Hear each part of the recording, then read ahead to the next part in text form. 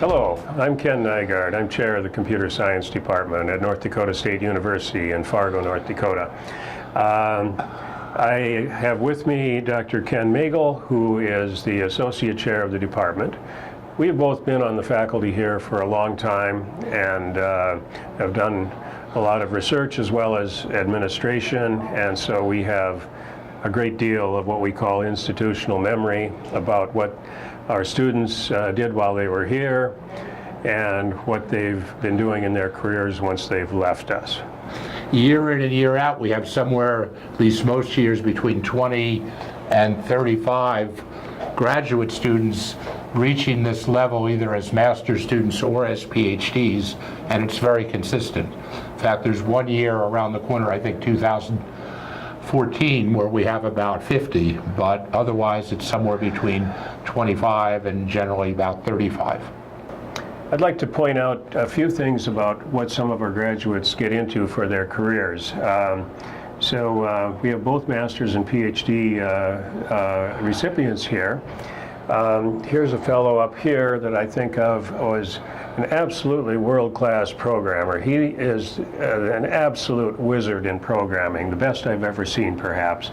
He formed his own company in Fargo and then eventually moved to Minneapolis, and he's got a very successful company of his own at this point.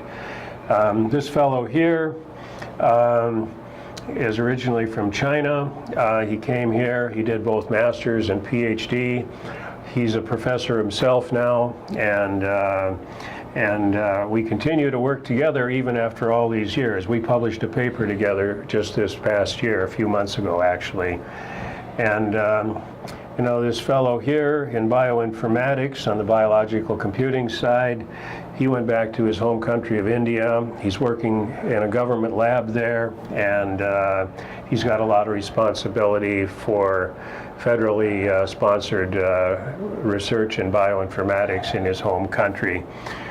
This fellow here has been a professor now for quite a few years. He contacted me just a few days ago saying that he had an open position in his department, and could I please help him by recommending anybody that was completing here now to possibly apply and get a position there.